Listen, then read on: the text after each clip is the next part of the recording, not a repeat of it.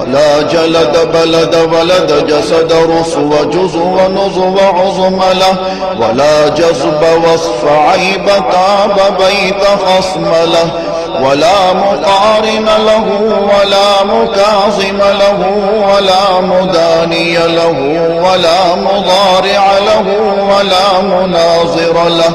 ثم نشهد أن لا إله إلا الله وحده لا شريك له من يشرك في ذاته وصفاته وعاداته وآياته أو يتبرك بغيره من نبي وولي وتقي ونقي ونسيم